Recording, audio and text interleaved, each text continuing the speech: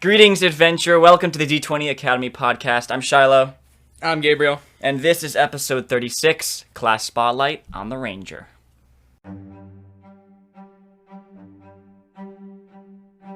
Hey you guys, welcome to this week's Class Spotlight. This is the segment where we spend an entire episode breaking down a Dungeons & Dragons 5th edition class and give you guys all kind of stuff. Basic description, what the class is, what its abilities are, what its purpose is in the game. Yeah, and like, if it is the class for you, if you're someone who's trying to figure out the class they want to play, if this kind of fits your playstyle, or you're the kind of person who would enjoy this class.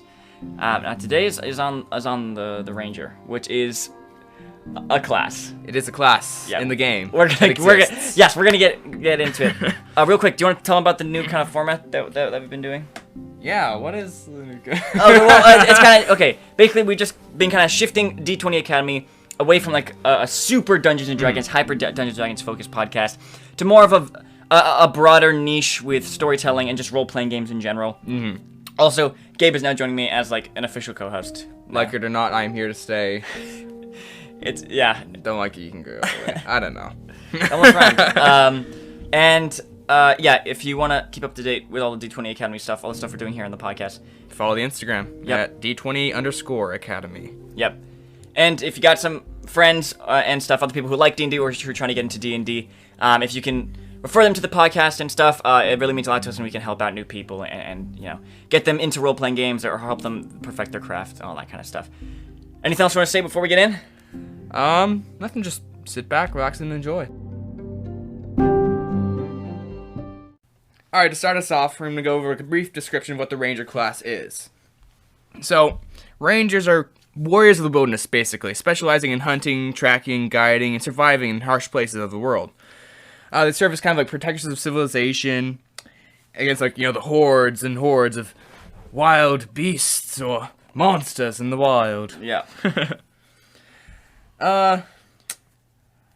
They scroll multiple places. They kind of have they have nature-based magic, a lot like kind of like the Druid class. If you're like, hey, what's the Druid class? Go listen to the Class Spotlight on the Druid. It's another episode that we have. Go ahead and listen to that if you're interested. And also, they have skills that kind of hone their abilities in a particular biome, a particular environment, and against like a specific enemy. Yeah. Or type of enemy. Yeah, foe. Kind of the places where they know like really well, they can like track really well, travel through, whether it's like a forest or a mountain, and then if they're skilled at hunting dragons or whatever, we'll get more into that soon. Yeah, later on. Yeah, but that's kind of the basic description of kind of what a ranger is. They shooty people. Next, like just some stereotypes. What are ranger stereotypes? The stereotypical ranger is like wood elf, green cloak, and their hood, and they're hopping around the trees with a bow and arrow. Shooting things. Yeah, I think that's a pretty typical, like, stereotypical, like, D&D ranger or, like, fantasy ranger. I would say, like, kind of like Legolas, except he's really not a ranger. He's really a fighter. Yeah. But, kind of mix between, like, Legolas and Aragorn. Yeah, exactly. Is kind of the typical... I think a good picture of, like the shooting of Legolas, and also, like, in, like, the first Lord of the Rings movie, you see, like, Aragorn go and forage around for something in the wilderness to help Frodo survive. You know, things like that. And you go... And in the Two Towers, he's tracking Merry and Pippin and, like, looking at... So that's all ranger stuff. Tracking and foraging and being in the wilderness and stuff. But the stereotypical thing of tree hopping with a bow and arrow, that's very Legolas. Yeah. Or, you know, shield sliding. Shield surfing. Surfing, yeah, that's... Down the steps of stairs, you know. Yeah. That's how we go. But just a quick note, that's kind of like... also, D&D really pushes that stereotype because the wood elf is, like, the best race to choose for a... It's a really good race. It makes a good ranger. a really good ranger. So it's kind of like pushing that stereotype and stuff, which is fine. Let's talk about stereotypes real quick when it comes to creating a D&D character. What are your kind of thoughts? I think stereotypes are good for a couple of reasons. They're good for new players to get like, a base idea of, like, okay, what is possible for me to do with this class or with this race or something like that. Stereotypes can help, like, give you an image, a mental image of what you can do, what you can accomplish. And they can also be good to work off of. Say, like, okay, so I have this class in mind. Here are the stereotypes about that class. How can I take that stereotype and make it more personalized, making it more me? It gives you a nice starting place to work ideas from. Sure, yeah. I think, I think stereotypes have their place in D&D, Yes. 100%. I'm not, like, super anti-stereotypes or whatever, and I'm also not, like, anti, like, creating a super unique, fresh character. I think both are really cool in their own ways. For new players, I think playing a stereotype, it can be really, really useful. It can really help getting into role-playing and stuff, because you've seen this kind of character before, you understand how they act, and, like, how they perceive situations, and how they react to things. So when you're basing a character off of a stereotype, I think you can really get into them much easier and be able to roleplay them and stuff much easier. But along the same vein, I think playing like a unique new take on like a character or a class or whatever, I think can also offer a really cool experience and kind of a fresh story. Yeah. But also at the same time, like, there's a reason, like, stereotypes are stereotypes, because, like, it's something that's popular and works, Yeah. and it can be fun, and that's, none of that is bad. You know, Yeah, like, 100%. definitely, like, there are good things about stereotypes. You just have to find, like, a balance between what I keep generic and what I make special for me. Yeah, and I think also for the other players in the game, if you're playing a stereotype, it's also easier for them to understand your character. Yeah. And your kind of place in the party and all that kind of stuff. It also kind of helps in those areas. All right, moving on. Yeah. Next, like, just basic strengths and weaknesses of the Rangers. Like, the strengths, they definitely have them. We'll get into details of all of that later. It's a little bit... Strengths. Specialization. They get to choose their favorite, like, terrain, favorite enemy. As you were saying, yeah. They specialize in hunting those things, and they're good at it. Well, they are supposed to be. Survival and tracking, exploration, hiding, theme, and flavor. Like, what do you like about the Ranger? The strengths about it. What do you like? Yeah, I think the specialization thing, really like honing in on like what is like the environment that you grew up in and stuff that you're good at hunting and like your foe thing. I think that's really cool. I really like that concept. We're going to get into the details of those abilities in a second here, and kind of get more in depth with them and kind of discuss more in that regard. Other than that, I think the best thing the Ranger has going for them is flavor. Honestly, in my mind, I think the stereotypical Rangers like that Wood Elf hopping around the trees, bow and arrow, it's so cool. It's super badass. A lot of people want to play that. A Wood Elf Ranger is like every new character makes a Wood Elf. Like it's a very popular thing. When I introduce people to D&D, a lot of people choose Wood Elf Ranger. It's so It's cool. It's exciting. It's familiar. Yeah. It's all those things. Yeah, because everyone knows like they're awesome. They're like badass Middle Earth elves, that kind of thing. But I mean, I think we can even start talking about this now. The 5th edition Ranger is not good. Yeah, and it's not good for a variety of reasons. Well, the kind of like its base reason that's why it's not good is it's just not consistent throughout the game, and it's not very versatile with its abilities that it has. Like the special class abilities, the good theme and style and flavor parts that it has, they're supposed to be like the base classic abilities. Yeah. Basically don't get used. Yeah, like I said, like the theme and the flavor is really cool, like a tracking, hunting expert, all this kind of stuff. And a lot of the abilities reflect that. They do reflect that. They did a good job with that, but it just doesn't come into play. It never comes to play. The Ranger is not mechanically good. Okay, when we say like it's not good, it's not mechanically good. Obviously, D&D is not about rules and combat and all that kind of stuff. We'll get into if you're gonna like playing a Ranger or whatever. But telling you straight off, if you like feeling powerful and you like being a really cool character, doing a lot of cool stuff in combat, Ranger is just really not good at that. Like there are ways you can make it work. There are ways you can make it do a lot of damage if that's what you're trying to do. But you have to pigeonhole yourself into, this is the one place that can do that, this is the one way I can do that, and you just have to ignore the rest of the class. Choose this subclass, choose this ability, all that kind of stuff, and this feat or whatever. But otherwise, if you're not super big on that doesn't matter a lot to you. I think the theme and the flavor is really something that really wins for the Ranger. Yeah, that's definitely a strength for and me, I think it rivals even that of like a Warlock, because I think the Warlock is fantastic. I think the theme and flavor with the Warlock is phenomenal. And we'll be talking about a Warlock in one of these class spotlights soon, but look forward to that. Yeah, that's kind of the strength. But as you were saying, the consistency and the versatility, they are just they're not consistent. They're just not mechanically strong. Their things don't come into play enough. And part about its weakness of consistency is just throughout the world, you're not always going to be a place where the strengths of the Ranger come into play. And when a ranger's not in the place that it wants to be in. A ranger's like in an urban environment that doesn't know anything about, can't use its survival skills or its hide in plain sight skills and all of those things. It just feels so out of place, sadly. Yeah, because it doesn't get to use all the abilities that it's built for. Yeah, it's the weird thing. Also, you mentioned hiding in one of its strengths. Okay, so there's a we'll get into this, but there's a weird thing. Rangers are really good at hiding. I don't know. I kind of get why, like, because they can like camouflage and stuff. We're getting into this more, but like, if you want to be a character who's really good at hiding, you should play a ranger. All right. Next, what races and backgrounds work really well with a ranger?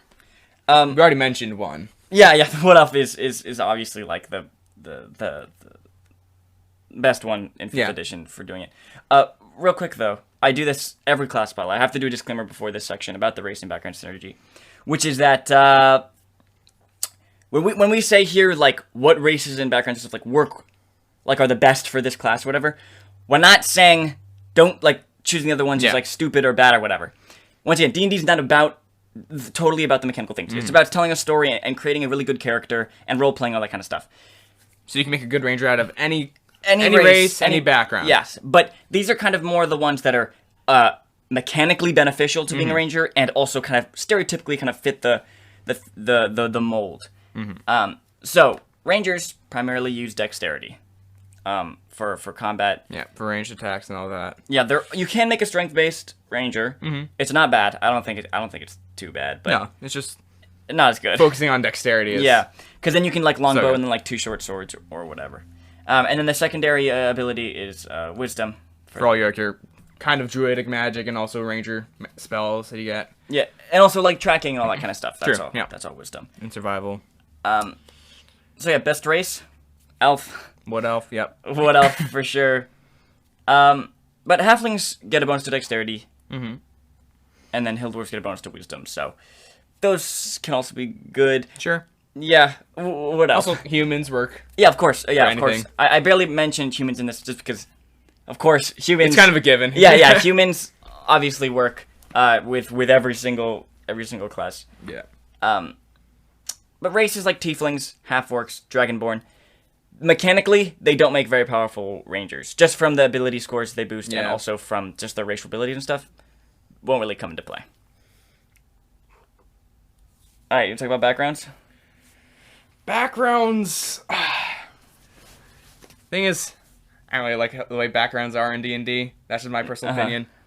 Getting that out of the way. Backgrounds typically would be like Outlander and Hermit and Folk Hero to a lesser extent, and like those like really fit the stereotype of a ranger out in the woods, away from the rest of civilization, hunting, surviving, foraging, doing all of that. Yeah, that's very Outlander stuff. But also Hermit, I think, if you're like kind of a lone wolf kind of character. Yep, can definitely fit you. Yeah.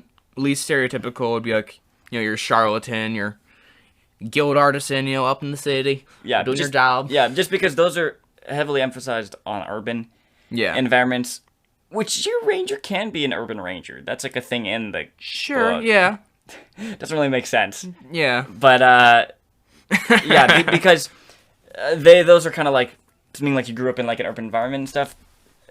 Once again, you can do whatever background you want. You make your character, make the backstory you want to make. Don't let this like stop you or anything. This is just kind of like the stuff that kind of fits into like the stereotype, or is kind of mechanically beneficial to your character.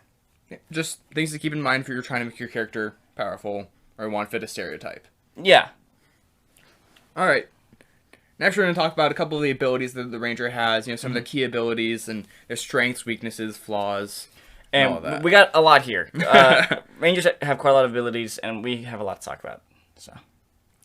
So first one is going to be our favorite enemy / natural explorer. These are supposed to be like some of the ranger's base abilities. All rangers get them at a low level, and it's supposed to be really about what the ranger class is. Yeah, you get at first level. Both of these you get at first level. This is like kind of the thing that kind of like defines your character. Like rogues get sneak attack at first level. That's like their thing, and then like fighters get rage. And fighters get fighting style. I want to say not healing surge, second wind. That kind of thing. Yeah, barbarians get rage. Like they're very like second level. Oh, I thought action surge was second level. Action starts with third. No, third is the archetype. Anyway, but like for Rage for Barbarian is a really good example. Yeah. The Rage is like the barbarian's thing. Yeah. And so that comes in at first level. So for the Ranger, those things are favored enemy and natural explorer. These abilities. Yeah, These yeah. abilities. Yeah, these abilities. These are not the... So, favorite enemy. It allows you to choose like a monster type or two humanoid types and become really, really familiar with it. You get to like an advantage to track them on your checks to track them, and you also get to learn its language. And that's it. That's it. That's it.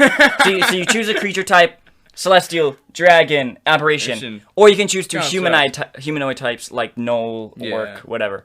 And so it's like that's like your favorite enemy or whatever. The only thing you get is advantage on checks to track it, and you learn its language. I can find it and speak to it. Yeah, I don't. That's cool. I know a lot about hunting dragons. I can find it and talk to it. I still like that's still cool to me. Like advantage to track it, learn its language. Yeah, that's fine. But there should be more. There should be more. Also, favored enemy. Yeah. Also, this does get upgraded at like 6th and 13th level or something. But those are just like choose an additional creature type. Yeah. It doesn't actually make the feature itself better in any way. And should we just discuss this right now? We don't like this for a number of reasons. I don't think really anyone likes this. Yeah. Because to me, you know, if I'm playing a ranger and I'm like, dude, dragons. I'm like, my backstory is about like hunting dragons and all this kind of stuff. I'm like a renowned dragon hunter character, and we come across a dragon.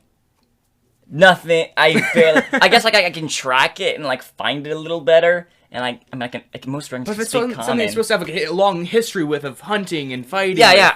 I should get any bonus. Yeah, to it? I should be able to know where its weak spots are, how to extract organs from it, or whatever it is. I just feel like there should be way more because you spent years studying them and hunting them. You should know how their society works and all this kind of stuff. And like you just get these two little things. It's kind of it's kind of meaningless. But that's not the worst of it. All right, what's next? Natural explorer. Yeah. Let's say you choose like a biome and you get a bunch of minor benefits when in the biome, like not getting slowed down by difficult terrain or becoming lost. Yeah. Which sure, those are things. Yes, those are things. Those are things. It's quite a big list. There's like 6 things. Yeah, they're all just very minor little boons that you get while in this one specific biome. The ranger depends a lot on the kind of campaign you're running. Yes, you have to be in the right area and finding the right things. Yeah, I think first of all, you have to be playing one that is going into the wilderness a lot. You have to be playing one where you'll be against your favorite enemy multiple times. Yeah. You have to be playing one where the biome that you've chosen, Arctic, hills, forest, whatever it is, comes into play often. And also that your DM cares about the details of exploring and traveling. Like getting lost and being slowed down in travel time and foraging for food. If your DM doesn't care about all of that, then none of those things are going to come into play. and just skims over it. That's an entire ability gone. Yeah, none of these come into play. So like they're fun, like they're not bad. Yeah. Like these are cool little minor abilities that are like useful, but only if your DM uses that kind of thing. In very specific situations. Like for me, when I Dungeon Master, I don't really use this kind. I don't really care about this kind of stuff. Traveling, maybe you'll come across a cool thing or come across like an encounter. But I don't really care a lot about when you're foraging for food. Like I want to do like setting up camp and keeping watch overnight. I'll do that. But like getting lost and stuff, unless it's like a really specific thing, it's like it's just and like the travel speed and stuff, and that's super important to me. It's just not really important. It's just a bunch of things that like, depending on your DM, might not be used at all, or might be used sparingly on specific outings and adventures. It's just not something that's going to come into play many times throughout like an entire campaign length of time. Yeah, so it's just a ability that you're just not going to use. Both of these are just not going to come to play often, and that is a recurring theme in with the ranger features. Just like you said, not enough consistency. They're cool and they have flavor. Good theme, good flavor. They don't come into play often enough. But look at a class like Rogue, which we'll be talking about in the next class spotlight. Think about every ability they get. Yeah, you're gonna be using them all the time. All the time, and when it comes to subclass, you'll know by then if thief is there only thief or assassin, or there's only two. Yeah. Okay. Those are the only two in the play sound. Yeah. Like, which one will, like, matter? Yeah. If you're, like, in an urban setting a lot and you're, like, stealing stuff, thief is cool. Take that or whatever. Those abilities won't go to waste. Mm. So, like, you'll know that by that point. But all the other abilities, like, rogues get intrinsically are super good and, like, I want to play a lot. And that's true for, like, every class. Yeah. Except for, like, the ranger. Pretty much. Of course, there are, like, standouts amongst other classes, like, oh, I won't use this ability from this class. A couple but it'll be, like, abilities. one here, or one there, two Yeah. here. But the ranger, there's several throughout the entire... Basically every feature Yeah. you'll get. Yeah. It's rough. It is rough. Yeah. It All is- right. What's All the right. next feature we're talking about? Next one is spellcasting. Mm-hmm. So the ranger has like an access to a pool of spells that it gets at second level, I believe, is spellcasting, and you get more spells as you go up. But it's a ranger's a half caster, which means it only gets spells 1 through 5, Yeah. and not cantrips. Doesn't get cantrips. Yeah. Sad. So sad. So sad. So it's like a paladin. A ranger and a paladin are both half casters. Yes. Which is like they're primarily martial classes, but those have some spellcasting. Yeah, and with the paladin is like it has martial and then like some cleric spells Yes. and paladin spells. The ranger's more like it has ranger, like martial class, and then it has druid spells and some. It's kind of like spells. okay, so paladin's like the fighter cleric. Yeah. Ranger is like the fighter Fighter druid. druid. Yeah. Exactly. Which is cool. I'm really glad rangers have spellcasting. If they didn't have spellcasting, they would. Yeah. That's a whole not nother okay. topic because Hunter's Mark is a spell. Should we talk about Hunter's Mark for a second? Yeah, I think Hunter's Mark. What's Hunter's Mark for the people who don't know? Hunter's Mark is basically what every single ranger is going to be doing every single combat to the point that it literally just should be a spell. Not a spell, a class ranger ability. feature, yeah. Yeah. But it isn't because it has to be a spell. Actually, I think they have their own spell list. I don't think these take it from the druid class. No, just like they're like. Oh, druid spell. A lot okay, of them yeah. are like druid spells. Because I was say I don't think druids have Hunter's Mark, No, they don't. They don't. and paladins are the only ones who have smites. So yes, They do have unique spells. Yes. yeah, but they're nature druidic Yeah. themed kind of things. Yeah, they share a lot of the same spells. Yeah, Hunter's Mark is, I believe, unique to. Yeah, pretty sure it's just a ranger spell. Ranger spell. One paladin subclass gets it. Yes, the vengeance. The vengeance, yeah. But basically, you mark a person with a bonus action, and then all your attacks deal an extra d6. Yep. It's good. Really good. It's really good. That's really it's really good. It's really cool. And then like when they die, you can move the mark to another person. Yeah. That's really cool. It should be a ranger intrinsic ability. Just because this is all you're gonna be okay. So half casters, paladins, and rangers. They're primarily martial classes, but they also have this spell casting on the side. And so it's kind of a weird thing because they don't really have enough spell slots or high enough level spells for them to be like spellcasters and really be filling that slot of spellcasters. Instead, what I've found is they kind of use their spells to enhance Yeah, that's typically the martial stuff. reoccurring theme with like these Gish classes where it's martial and spellcasting in one. It's typically using your spellcasting to buff yourself and amplify or change the way that you do your martial. The martial thing, yeah. Like half the paladin spells are different kinds of smites. Yeah. Which just helps you on your, your weapon attacks. But then, okay, yeah, because like all the other spells, like the kind of like wizardy kind of spells that you're gonna get access to, you're not going to use. For example, the ranger has a spell called like volley Oh or something. It's really bad. I don't know why you'd ever use it. It's not good. They have a lot of spells you're just not use. But then you also have spells to things like long strider. Mm-hmm. That's like to enhance yourself better in combat and stuff. Yeah. So that's cool. I do like that. I do like half casters. I think they're pretty cool. Yeah, half-casters are they're really cool if like you aren't sure what you want to play. Yeah. And you're like, oh, I like martial combat, but I also like the ability to cast spells and all those options. Yeah. Half-casters. Yeah. Fill that niche. So you either do fighter, eldritch knight, Yep, the Eldritch subclass Knight. Eldritch knight, or paladin. Yeah, if you care about being good. play a paladin. I think the last class spell I did was actually on the paladin. If you haven't listened to it, go listen to it. It's another half caster. Really good class. Paladin's insanely good. It's paladin's at the top. It's S tier. It's S tier. Ranger is not S tier. Yeah. What are the other features we're gonna talk about?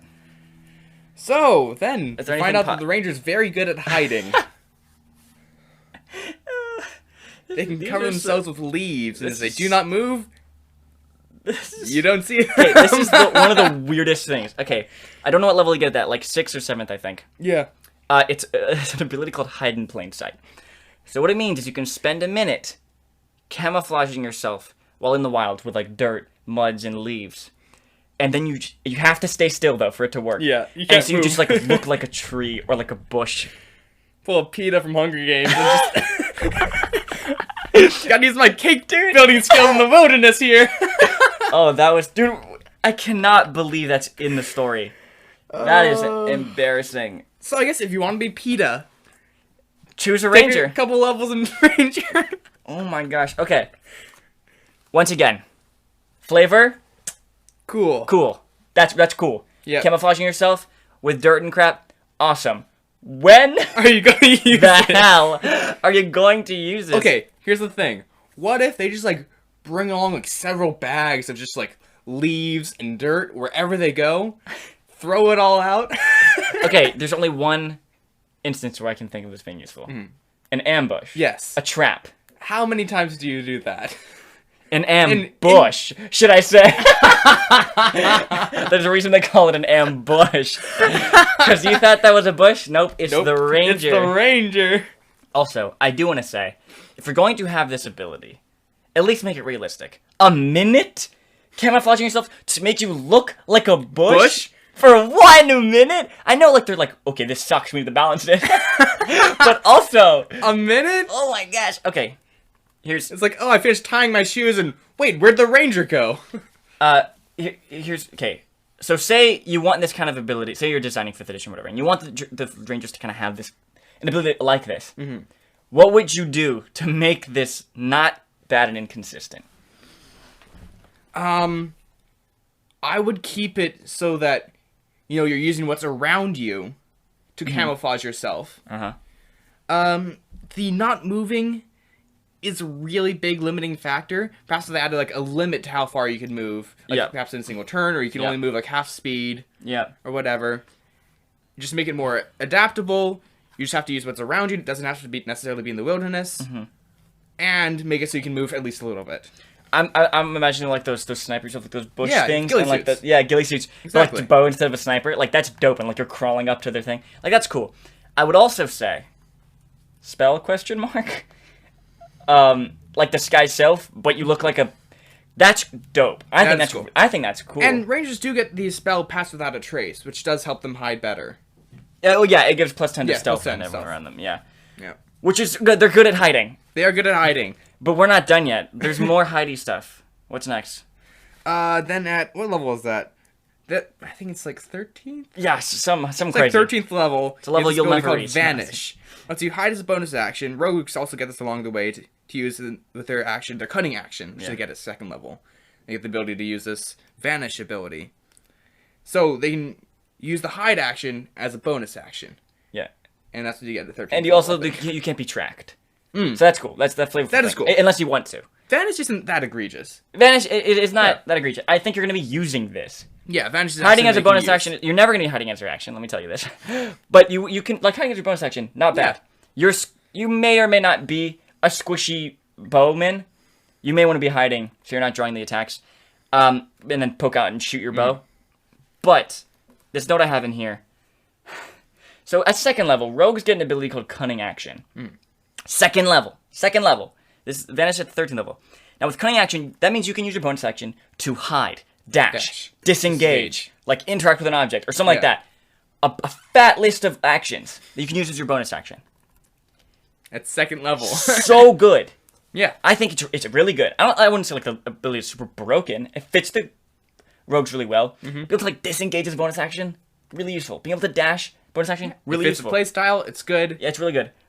But Rangers at 13th level get one of those options from a rogue's cunning action. The rogues get it 2nd. And it's just kind of like... This is the thing I wanted to touch on. Rangers have a lot of cool things, like, and they borrow a lot from other classes. Like, spellcasting, it's kind of like druids, and like fighting, it's kind of like fighters. Yeah. They get this ability, it's just something that rogues get. Yeah, and then one of their subclasses pulls a lot from rogues as well. Yeah, but it combines a lot of things, but it just doesn't land. It doesn't blend enough. Yeah. There's nothing there that warrants them to have all those abilities, but suck at all of them. Yeah. I real quick, this is getting to be a depressing podcast. I do want to say, if you're somehow still listening, you're probably like, wow, Rangers sucks. Yeah. You are not wrong. They're not, I don't know if I'd say even they're the worst class. No. Warlocks are bad. Warlocks are pretty bad. We'll get on. We'll talk about Warlocks. We're gonna talk about Warlocks. I do like Warlocks a lot, but yes, it does sound like Rangers suck a lot right now. But don't worry. Yeah. There's a saving grace. There is a couple saving graces. Also, the fact that, once again, this is just mechanical stuff. Yeah. You know what I mean? If you have this kind of campaign and you come up with a cool idea to make yourself look like a bush. Of a ranger, yeah. Yeah. You know what? I thought of, when I was saying how it should be a spell, I thought of the thing in Fortnite where you drink it and you look like a bush potion. I just imagine a walking bush in D&D and a little bow poking out. I'm picturing like a clickbait thumbnail, like, they added rangers into Fortnite? They come, you start with a bush potion. But anyway, there are so many cool things about a ranger, and we're gonna be talking about that near the end of the episode, about like what playstyle it fits and stuff. There's a lot of stuff we do like about rangers, like we said, about the flavor and stuff. But right now, while we're talking about the features, we just have to be honest and just they're not that good, and we have more to talk about. Mm-hmm. So the last ability, two abilities we were talking about, how they're good at hiding, but they're also good at seeking. Yeah, they're very good at looking at stuff. So basically, rangers are just really good at kids games. Hide and seek. Tag, favorite enemy is children. I don't know. Something like that. Wait, can we do a build where the range is like favorite enemy children and it's like domain is like playground? Actually, that just sounds like something else. Yeah, that sounds a little bit that sounds like something else. Never mind. But it's but the hide and seek. That's true. I just made the connection. They're very good at hiding and they're very good at so how are they good at seeking, Gabe? So, a couple abilities. First one is Primeval Awareness, so they get it second level? I want to say third. Lets you, like, burn spell slots to meditate and sense the presence of monsters within a mile of you. And their creature type, and also the location or number. No, not. Oh, but not their location or number. Because that would make it useful. No. Sorry. Actually, this is not bad. Yeah. It's not great. It's not great, but there are uses where you're like, okay, is this... Yeah, looking for dragons within a mile. Yeah. And that's cool. And if you're hunting something, are you getting close? Yeah. Yeah, so I think this is fine. Burning spell slots is a little rough. Yeah, I don't know if I'd rather especially when you don't have many to begin with. Yeah, I don't know if I'd rather just be like, your amount of use is equal to your wisdom modifier or something like that. Yeah. And recharges on a long rest or something like that. I don't know. I don't have it noted down here. At higher levels, you may be able to learn their location and number when you get to higher levels. I'm not sure, though. All right. But anyway, this is not a bad ability. It's just another ability that's kind of niche. Yeah. You're not going to use it all the time, but there are uses for it. Yeah, I think there's definitely uses for it. Okay, what's next? So we have it written down as Feral Senses makes you not suck when fighting invisible creatures. So you get this 16th level, mind you. So this is like way late in the game. You might not even reach this point. You're gonna die because rangers are they aren't wizards. So Feral Senses, it makes you not suck when you're fighting invisible creatures. Yeah, you don't get the disadvantage, right? Yeah, when like they're attacking you or something, and like it doesn't mean like you can like see invisible creatures. Yeah, no. But it's just like it's easier for you to like figure out where they are. Yeah, and stuff like that. Negate the disadvantages. I'm glad. I'm gonna be honest here. I know we're joking about it coming out at a later level. This kind of ability, you need to get it at a later level, because this is one of those kind of niche little things that you gotta like a monk have a ton of these that you get at later levels when you're gonna be facing stuff like this. You know what I mean? In earlier levels, invisibility not gonna come up a lot. for the people you're fighting. Depends on like the storyline. Yeah, or of whatever. course. Depends on the campaign and whatever. But when you're higher level, you're gonna be fighting spellcasters and stuff who will be casting invisibility on themselves and all this kind of stuff. So I think, well, okay, this is not bad. It's just a niche. It's just niche. It's That's so kind of the trend with all of niche. these. If it was like you can see invisible creatures, I'd be like, whoa. But even then. But only in the wilderness. But only in your favorite biome. Only if it's your favorite enemy. It's just niche. Too niche. Too niche. Too niche. Should we have a thing that's like instead of like touche, it's like too niche. That's the theme of the Ranger. All right. Get on to the good stuff. Some saving grace stuff. I'm gonna be honest here. Is it for you? Saving grace. Well, okay. Well, let's talk about the good one. All right. Hunter. This is the one where you can actually do damage. Better at fighting and killing. One of the strongest subclasses in 5e, and actually kind of makes the Ranger kind of good. Yeah, this is by far one of the strongest subclasses Yes. you can get. If this was like a fighter subclass, dude, fighter would be crazy. Yeah. I mean, Battle Master is already broken, but yeah, this is a good compared to Champion. Compared to Champion, sure. Noted Knight, sure. But like, I think Battle Master is very good in my experience. all right. It's somebody like it's very useful and versatile, and it's gonna come. It makes off a lot the of stuff. fighter better. I would definitely say that. Yeah. The Hunter makes the Ranger good at fighting. Now, I can already see the posters. Make the Ranger great again. like, It's just a picture of a Hunter subclass. well, actually, we're going to be talking about making the Ranger great again at the end of this. Yes, we will. Yeah, we need to talk about that because I know Stick right now. around. I know right now you're It's not kind all of depressing. right now. You're kind of depressed, like, oh god, I don't want to play a Ranger. Yeah. So basically, every time you get so at a couple different levels, like 3rd level, 7th level, 11th level, whatever. And 15th, yeah. Yeah, you get to choose. So instead of just getting the basic ability for the subclass, like most things, you actually get an option of 3. 3, yeah. For 11th level, I believe you only have an option of 2. But Might be right, yeah. mostly you can choose between 3 things, which is cool. Versatility options, Yep. good. Always love it. However, usually to balance things out, classes or abilities, whatever that have options, makes them all a little bit weaker because you have the options. That's not a thing true in this case. All of them are absolute Really bangers. Yeah. All of them are really good. Like the ones you get at 3rd level. Yeah. Are so good. I'm going to try to think of them off the top of my head. Colossus Slayer. A D8 when fighting things that are a size bigger than you or more, right? No. I think that's a different one. Oh, is that Colossus Slayer is if the monster has already been damaged, Oh, you deal yeah. an extra D8 every time you hit them with an attack. That is basically- so good. after like the first attack against the monster, for the rest of the combat, you can just add a D8 to your Every attack. longbow attack is 2d8 plus Oh my- dex. No, plus Hunter's Mark. if you're Oh not- yeah, exactly. Boom, amazing.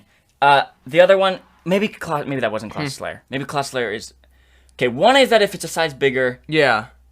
you. Let's just pull out the player's Yeah, handbook. go- What are we Look doing? at the player's handbook. And then another one is, I believe, attacking multiple targets. Yeah, something about the horde. We'll get into the details in a second here as he gets the book open. But 3rd level gives you access to features that help you kill stuff better. 7th level gives you access to features that help you live longer. 11th level gives you access to features that help you kill more stuff. 15th level gives you access to features that help you dodge stuff better. All right, so yes, Colossus Slayer is the one where you deal an extra D8 damage Okay. to creatures that have been damaged before. Giant Killer, when a larger creature within 5 feet of you, like, misses you, you can immediately use a reaction to attack the creature. Hits or misses you. Yes, hits or misses So you. just attacks you. Yeah, You get to When use it your action to attacks, attack it. You gotta use your Yeah. action to attack it. I'm going to That's say good. a note here. This is good, but not as good as Colossus Slayer in my opinion. It doesn't come Yes, up as Colossus often. Slayer is insane. Here's how I think a little improvement, very small improvement, makes this a little better. And here's what it is: a size larger than you, because that means if you are a dwarf, a halfling, or a gnome. Dwarves are medium. Oh, you're right. That makes sense. Sorry, a halfling, a gnome. Are those the only small creatures in the player's handbook? I think so. In place And you're a ranger. That means when you're fighting medium creatures, you can get this. oh, I like goodness. that. Yeah, I think that would bump it up. I think that would make it kind of good.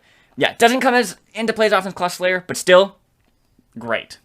Then the third one, the third option at 3rd level that you get, is once on each of your turns, when you make a weapon attack, you can make another attack with the same weapon against a different creature that's within 5 feet of the original target and within range. Yeah, of you. called Horde Breaker. wow. Really good. Yeah. Super good. So it's like, do you want to deal more damage to a single enemy? Do you want to get better at fighting big stuff? Or do you want to be better at fighting multiple stuff? Really cool. Love the versatility. Love the options. The crazy thing about Horde Breaker is it doesn't take any type of action. Yeah. It's just like once per turn when you attack it should be a bonus action, honestly. It should be. It's real. Wait. Okay. Once on each of your turns. Okay, yeah, that's kind of crazy. We're not going to get into the other stuff. Yeah. But it's just to give you an idea of what these abilities are and the fact that you can choose between these when you get to they're all good. All of them are good at all levels. They're all really useful. The ones at 15th level are like ones that help you like dodge stuff better. 2 of those are actually rogues get as base class abilities, not from a subclass, and they get them at way earlier levels. But even so, really, really, really good stuff. Hunter, good. But then we get to what I wish was such. Okay, I wish. What a lot of people wish was. Yeah, because this is so dripping with flavor and awesomeness. The other subclass is called Beastmaster.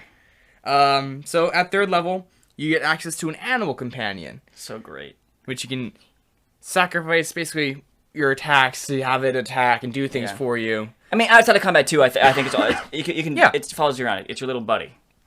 It's cool. It's flavorful. It's interesting. It's not a good subclass. It's not a good subclass. Okay. Here's what I will say. If you want like a pit wolf or like a bear or something, you're like, dude, I want something that can like attack people. I mean, if that's the flavor that you want to go for, fine. Do it. Fine. Do you want to be good in battle? Always attack only you would make you attack. Don't have your don't make your animal attack. So here's what I suggest. If you're gonna be playing, I mean, once again, if that's the kind of flavor and stuff you want, you don't really care about dealing damage. Fine. Ignore all this. Go for it. In Critical Role, one of the characters is a ranger. She has a pet bear. He's awesome. He's great. Yeah. Doesn't do anything. He barely does anything. But he's like a great character and stuff. It's cool. And like it's really cool. He's like the mascot of the party. What I will say, getting like a hawk. Yeah, or whatever. Something that can fly. Do reconnaissance. Yeah, do recon. That's actually now useful. That is useful. That's mechanically useful. And cool. Yeah. Yeah. And then you get the spell, Speak to Animals. Boom. Great. Now you have a flying scout that you have. They can have above you and in front of you all the time. Yeah. It's great. Also, you just choose a dog because you want a dog. I know you want a dog in D&D. Or you could have a monster dog. Just thrown out there. It's fantasy. Be who you want to be. A dire dog. Okay. Can you choose an insect? It says beast. Can you choose a swarm of like bats or like a swarm of flies or whatever? Let me see. Because I just thought of that, and that's amazing. Because I know it has to be a beast. That is no larger than medium and has a challenge rating 1/4 or lower. Can I go to the back? NXD. It's at the very back. Yeah. Very, very back. I'm getting there. Maybe it's a little before this. Or Nope, after. D. Yeah, after. Okay, is there like a swarm of things? Give us a second as we find out if this is possible. They might not have it in here. Come on. Ooh, you want a reef shark? Okay, get the monster manual. I have to find out. We're going deep here, boys. This is possible. Okay.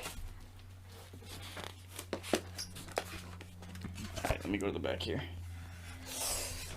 Okay, I know this is really boring for everyone listening, but like we have to find out. This is important This to is us. important. A swarm of insects is a beast. Oh my gosh! But it's 1/2, so you can't yet. Dang it. It's stronger than you can even Imagine. You can have a swarm of beetles, of centipedes, of spiders, or wasps. So let me get this straight. You can have a swarm of. You can't have a swarm of insects, but you can have a bear. No, I think he used a different step like. Oh, okay. Swarm of ravens, swarm of rats, swarm of bats you can all have. That is cool. I just realized you can have a swarm of something as your animal companion. Imagine being like a some kind of like weird like vampire ranger thing, and having your bats. Yeah, it's like a swarm of bats that follows you. I was thinking beekeeper. Dude, imagine If you're a beekeeper, your character literally has like armored beekeeping suit. Oh my goodness! And they love honey, and they carry about like bees at the end of a stick. Like, okay, you know like those hobo sticks? And they have their stuff in the end? But it's a hive. Oh! No, that's lame. We're not gonna pretend like that's cool. Okay, that's my next character, is Beekeeper Beastmaster Ranger. But yes, Beastmaster sucks. Alright. Now we've kind of gotten through the depressing stuff. This has been a crazy ride. It has been. Ups and downs. Last couple things here.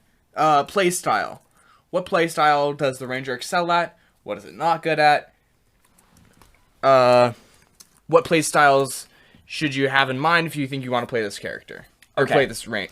If you've listened to this episode, and right now you're still like, I think I could still play Ranger, you are destined to play a Ranger, because we just ripped this thing apart. We just insulted this poor kid, this poor class. I just think like, if you still want to be a Ranger, I admire your resolve. I admire your resolve, because we just talked about how much it sucks. But guess what? I don't hate the Ranger at all. I really don't. It's so cool. So if you still want to play Ranger after talking about that, Ranger's for you. It's definitely one of the classes you can play and enjoy, because that means the things that are keeping it together, that like are keeping you attached to it, are like the theme, the things that you want, the flavor, all that kind of stuff, and those are the strongest suits. If you're someone who cares about being good in combat, mechanically strong, powerful, do not play a Ranger. Unless, let's talk about it. Revised Ranger. Anything. Any other Ranger. So Wizards of the Coast has realized the Ranger is not good. Yeah. So, if you're familiar with this, maybe you're not. So there's a thing called Unearthed Arcana. I believe it's once every month.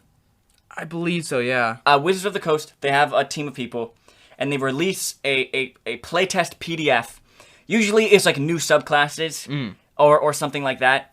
A PDF, it's Unearthed Arcana. You can find it for free online. It's actually, Unearthed Arcana actually used to be one of the core books from an older edition, second edition or something. But anyway, so that's cool that they named it after that. But it's like, usually it's new subclasses. Yeah, like new subclasses, it's this player option, whatever. Along the line, they realized, it seems like every single person thinks the Ranger is bad. Yeah. And so they did something about it. So the Ranger Revised, I haven't looked at it in a long time. So I pulled it up here just to see if it like touches on some of the things we were talking about. Yeah, I'll pull it up. And right off the bat, I can see it in favorite enemy. It includes all the stuff that it had before, and it gains bonus to damage rolls. Exactly, because that makes sense. Like, you know where the weak spots are and stuff. Know where the weak spots are, you deal more damage. And Natural Explorer, they changed some of the things where it's specific to this biome. They just changed it to general things, like you... initiative. Ignore difficult terrain. You had advantage on initiative rolls. Yeah, just add a bunch of more general things instead of only in this specific environment. So even by just being a Ranger, not even in your favorite environment, you have advantage on initiative. During your first turn on combat, you have advantage on attack rolls against creatures that have not acted yet. Great. Yep. That's a great feature to get at first level. Plus, when you're in your chosen biome, you get the minor little benefit things. I think it's just, in addition, you're skilled in navigating wilderness. Oh. So just, it's not a specific environment. You don't choose a specific biome anymore. This... so much better. Love it. Great. Both of these features now are good first level features. And then like fighting style, and I think spellcasting is the same. Primeval awareness and stuff. Most of the stuff is the same, I think. Okay, let's see here. Primeval awareness doesn't take a spell slot anymore. Is it uses? An amount of uses? We should have done this research beforehand, but... No, I think you can just do it. Okay, hide and plain sight's the same. Vanish is the same. Flare Hunters is the same. Okay, Fosayer, whatever. Okay, now Animal Companion is good. Yes. Is it? Wait, is it? They make it stronger. They make it stronger. I don't think it's as good as Hunter anymore. Yeah, it's still not as good as Hunter. Well, it never was as good as Hunter. Yeah, it's not as good. It's not as good as Hunter still, but it's better for sure. Also, they added a new one about being in the Underdark. It's fine. whatever, a basic subclass. They help. Yeah, Beastmaster's improved a lot because one of the main downsides of Beastmaster is that you had to sacrifice one of your own attacks to have the beast attack. Meanwhile, in this, while the beast might not necessarily have all the options that it wants, it loses multi-attack and all that, but it acts on its own initiative. You don't have to sacrifice your own actions to do it.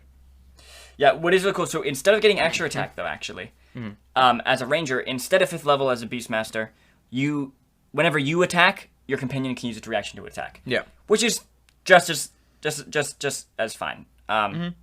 It's weaker or stronger depending on the situation. I like that a lot. Also, it's... Then at 11th level, your companion's attacks get really good and stuff. It makes the Beastmaster into a good, balanced subclass. Not as good as Hunter. Hunter is definitely S-tier subclasses. Yep. But a good one now. One that is useful and still cool. Can you choose Swarm of Insects? No. And then the Deep Stalker is also just fine. Yep. It's just fine. Yeah, okay, so that's one option. If you want to play Ranger, and you don't want to play the Player's Handbook Ranger, check this out. Yeah, Ranger Revised, Unearthed Arcana. It'll be the first thing you can find when you search that up. Just make sure you check with your DM and stuff, make sure they're okay with it. Yep. It should be, or if no, Ranger's too powerful already, be like, listen to this podcast episode. Because trust me, it's not good. And listen to us. There's another one, though. I did a whole episode on this. They released one of the Unearthed Arcanas. It was this really big thing that came out. It was called Class Variant or something like that. Which basically, they released this whole thing where now you can, for each class, now there are things that, replace abilities or new abilities. Class feature variants. Class feature variants, yeah. And it just shifts the class a little bit. Replaces some features, improves some features and stuff. A ton of stuff for that for the Ranger. Yeah, most classes have 3 or 4. Yeah. The Ranger has 1, 2, 3, 4, 5, 6, 7, 8. Yep. Changes. So once again, that also makes it a good class. If Yes. you want to get more information on that, I go into each class and every kind of thing on that episode. I also talk about what it means for the game and what it means for the community and everything. I believe it's called Class Feature Variants Variants in the Future of Class Features or something like that. One of those. I can't recall what the episode's called. But if you want more information on that, go ahead and listen to that episode. And then also, of course, there's the Ranger Revised. So you have options to make the Ranger better, or you can just stick with this same base class if you just care about the flavor. If it doesn't matter to you and don't care at all. Yeah, then that's totally fine. There's other aspects to D&D than...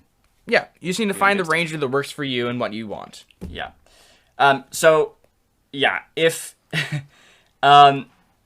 If if the Ranger is something like the flavor is cool and that stereotypical thing of an elf jumping through the forest, even if that's not your character, but that kind of vibe sounds cool to you, I think the Ranger is for you. Yeah. I think it's good. If you want a taste of magic, but you don't want to go full magic, too complex or whatever for you, Ranger good. If you want to be a fighter, but not kind of be boring. You want to be a fighter, but also part of Greenpeace. Ranger. If you want to be a climate change activist, Ranger. No, I can't. Maybe. A hippie. A tree hugger, literally. A hippie. Well, druids are kind of hippies. Yeah. Druids and rangers. A tree hugger, literally. You grab onto the tree, cover yourself with the leaves. You already have Ranger. With cake frosting like PETA. Oh, God. Oh, man. Okay. That's the Ranger. I know it got really depressing in the middle there, as we were just tearing apart its abilities. But we want to be honest with you guys. It's base class, Player's Handbook class. No, it has its faults. Let's leave it at that. It definitely has its faults. Okay, so hopefully this was able to let you know if this is something. Yeah, give you some ideas of the strengths and weaknesses. Yeah. Whether you should or should not play this class. Yeah, and whether it just works for you. Yeah. You know what I mean? Because no class is bad or good or whatever. It depends on what you want and what you like and the kind of experience you're gonna get out of it. So I think Ranger is a really good middle class. It's simple to pick up. It's easy to learn. It's just right in the middle, kind of balanced wise with the martial weapons and the spellcasting stuff. It's a really solid class. It's just really solid. So Ranger, great class. I like it a lot, but I would never play it without making the changes from the other things. All right, I think that wraps it up pretty well. Yeah, all right.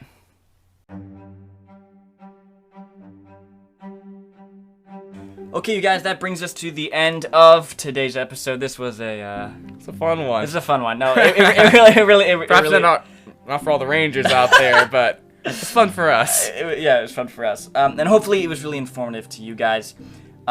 Once again, if you want to be keeping up with the podcast and what is the next episode going to be, and you want to have a say in what we're going to be doing in the future, and the other stuff we're doing at D20 Academy, that are not just the podcast, you can follow us on Instagram at D20_Academy. A little sneak peek. We have a little sneaky. I never used to do this. When the podcast used to be just primarily me, I would kind of plan it week by week. But now we're ahead of schedule, baby. Hey. And so we know what next week's episode is gonna be. Do you remember what it is? Player types. Player types. I did not look. You knew that off the top of your head, all right? Because we were talking about it. It just took me a second to peek over into my head. Read it off my memory. So player types, the different kind of players. This is gonna be focused primarily at GMs and DMs, I think. Being able to understand your players, cater to their needs, not getting frustrated at someone because they don't play the way you play, all that kind of stuff. Yeah. But also, if you're a player, you kind of want to figure out what kind of player you are to help you better understand your flaws and stuff and the things you need to work on. I think it can also be really useful for you as well. And this is not going to be D&D exclusive. This episode we just did right now, this is D&D exclusive. Ranger, we're talking about the 5th edition Ranger class of D&D. Player types is one thing that isn't pretty much all RPGs. All tabletop RPGs, yeah, for sure. I mean, even honestly, video game RPGs as well. Okay. Anyway, we'll get into it. Next week's episode is going to be a lot of fun. But thank you so much for listening to this week's episode, and I hope you guys have a great week.